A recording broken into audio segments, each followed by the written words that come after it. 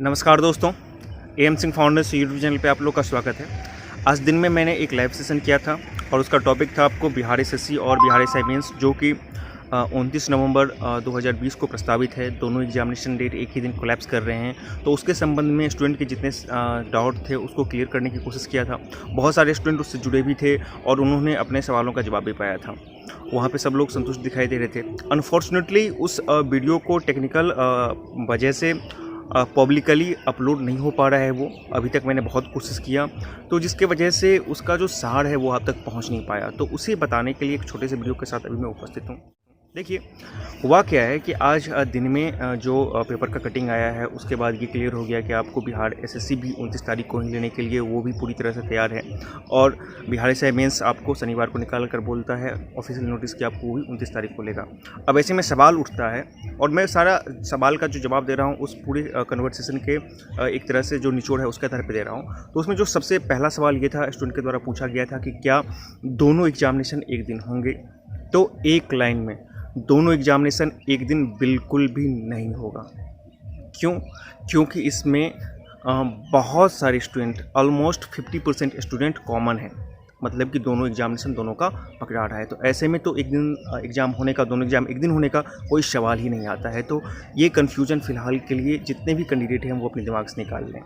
तो फिर दोबारा प्रश्न ये आया स्टूडेंट के द्वारा है कि सर यदि दोनों एग्जामिनेशन एक दिन नहीं होगा तो दोनों का जो नोटिस ऑफिशियली अभी तक दोनों 29 तारीख को दिखा रहा है, ऐसे में कौन सा एग्ज़ाम 29 को होगा और कौन सा एग्ज़ाम आगे बढ़ेगा। इसके बारे में मैं ये कहना चाहूँगा कि देखिए, अभी ये कहना बहुत ही मुश्किल है कि कौन सा एग्जामिनेशन उस दिन को होगा और कौन सा आगे बढ़ेगा, क्योंकि इसके पीछे 2-3 रीजन्स हैं। इससे पहले का ट्रैक रिकॉर्ड ये रहा है कि बीएसएससी आगे बढ़ा देती है, लेकिन फिलहाल ये जो 29 वाला डेट है उसने बीएसएससी ने उस डेट को पहले दिया था, ठीक है। तो इसलिए जो बाय प्रोसेस बात करें तो उसका पहला वहाँ पे अपॉर्चुनिटी बनता है, लेकिन इस चीज़ को जानते हुए भी बिहार एसआई मेंस ने 29 तारीख को डेट दिया है। तो अभी देखना है कि कौन सा डेट, कौन सा एग्जामिनेशन उस डेट को होगा और कौन सा आगे बढ़ेगा। इस पर बहुत ज़्यादा टेंशन आपको लेना नहीं है। दोनों आयोग अपना अपना काम कर रहे हैं और फिर दोनों एडजस्टमेंट भी बाद में करेंगे। उसके संबंध में बहुत जल्द आपको क्लेरिफिकेशन आ जाएगा कि कौन डेट आगे बढ़ रहा है। लेकिन तब तक ये जो 7 या 8 दिन के बीच में जितना जो आपका पढ़ाई डिस्टर्ब हुआ है उसको फिर से गेन कीजिए। ये 25 सितंबर के बाद एग्जामिनेशन डेट एक्सटेंड होने के बाद आपको बीएसएससी के साथ शुरू होता है और वो बिहार एसआई मेंस तक खत्म होता है। उसके बाद भी आपको पढ़ाई की स्थिति जारी रहती है। तो इस 7 या 10 दिन के अंदर जितने भी आपका नुकसान हुआ है पढ़ाई का, जो लिंक टूटा है, उसको फिर से आप रीगेन कीजिए, ठीक है ना। रेडीनेस और जो आपको मोटो ऑफ प्रिपेयर्डनेस है वो इस तरह से होना चाहिए कि आपको कभी भी एग्ज़ाम के लिए बुलाए तो आप उसके लिए तैयार रहें। तो इसीलिए मैंने वहाँ पर भी कहा था कि सारे स्टूडेंट को कि जो हुआ सो हुआ, उसको आप भूल जाइए। वो देखना आयोग का काम है कि कब और कैसे एडजस्टमेंट करेंगे, वो करेंगे। देखिए, दोनों एग्ज़ाम तो होगा ही नहीं, क्योंकि यदि वो कोशिश भी कर ले आयोग तो ये मामला कोर्ट में चला जाएगा और उतना दूर तक तो आपको जाना ही नहीं है। अभी कौन आगे बढ़ेगा नहीं आगे बढ़ेगा इस पर भी आपको नहीं सोचना है। बस आप ये अभी से मान के बिहार एसआई बीएसएससी इंटरनेशनल दोनों ये चलो कि नहीं, हमारे एग्जामिनेशन 29 को हो रहे हैं, ठीक है ना।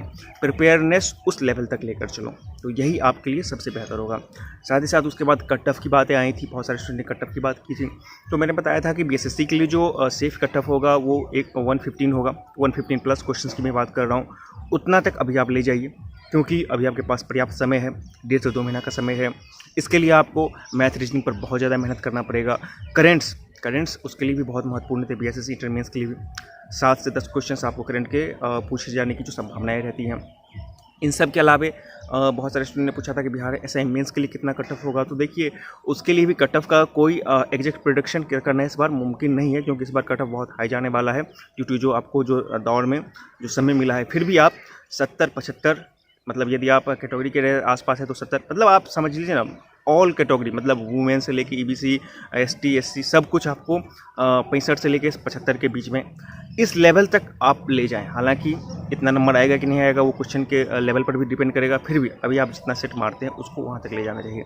फिर प्रश्न ये उठा था कि सर सेट किसी में मारते हैं, कोई सेट आपको आउट ऑफ सिलेबस जाता है। तो हाँ, हर एक सेट में कुछ क्वेश्चंस ऐसे होते हैं जो बिल्कुल भी अलग तरह के क्वेश्चंस होते हैं, और मैंने ये भी बताया था आपको वहाँ उस सेशन में कि देखिए, सेट यहाँ पे बिल्कुल अलग चीज़ है और आपका एग्जामिनेशन बिल्कुल अलग चीज़ है। तो दोनों को कभी भी एक दूसरे से कंपेयर मत कीजिए, क्योंकि जब आप एग्जाम में जाइएगा तो बिल्कुल अलग माहौल, अलग क्वेश्चंस होगा।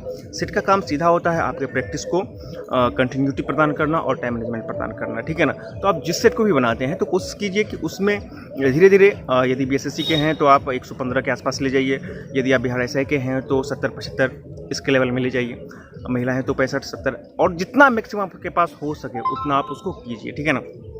ये सारी चीज़ें हुई थी वहाँ पे, साथ साथ ये भी बातें हुई थी कि कौन सा प्रैक्टिस सेट बनाए। तो मार्केट में बहुत सारे प्रैक्टिस सेट अवेलेबल है, उस सबको आप बनाएं।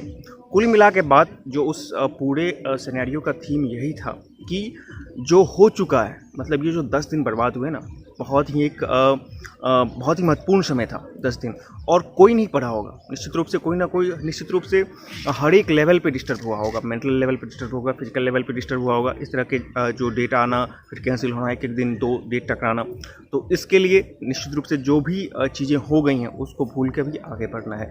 यही उस पूरे वीडियो का सार था। उस वीडियो का लिंक मैं अपने डिस्क्रिप्शन बॉक्स में दे रहा हूँ, पब्लिकली वो अवेलेबल नहीं हो पा रहा है चैनल पे। यदि उस वीडियो को पूरा आप देखिएगा तो और भी वहाँ पे बहुत सारे क्वेश्चंस थे, वो धीरे धीरे आपको क्लियर हो जाएंगे। उसका लिंक मैं डिस्क्रिप्शन बॉक्स में डाल रहा हूँ, उसको आप जरूर देख लीजिएगा। जो आज लाइव सेशन हुआ था वहाँ पर बच्चे बहुत सारे जुड़े थे, अपने सवाल को पूछे थे। एक चीज़ और महत्वपूर्ण है, मैंने ये भी बताया था कि जो BPSC के फॉर्म अभी तक नहीं भरे वो BPSC का फॉर्म डाल लीजिए और उसकी भी तैयारी में लग जाइए। और करंट बहुत ही महत्वपूर्ण होने वाला है, ठीक है ना। यहाँ से अब जितने भी एग्जामिनेशन है उसके लिए तो करंट का एक अलग तरीका से, एक अलग शेड्यूल बनाकर उसका तैयारी करें।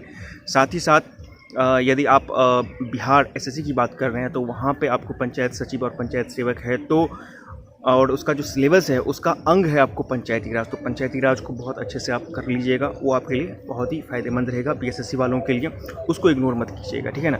इस बार जितना टाइम एक्सटेंड हुआ है निश्चित रूप से इससे छात्रों के प्रिपरेशन पर तो असर पड़ा ही है, उसके मनोबल पर तो असर पड़ा ही है, लेकिन इसका कतई ये मतलब नहीं है कि एग्जामिनेशन ईजी होने वाला है। इनफैक्ट मैं बोल रहा हूँ कि एग्जामिनेशन बहुत ही टफ हो जाएगा, क्योंकि हर एक लोग तैयारी में जुटे हुए थे, जहाँ पर जो थे हर एक लोग तैयारी में जुटे हुए थे।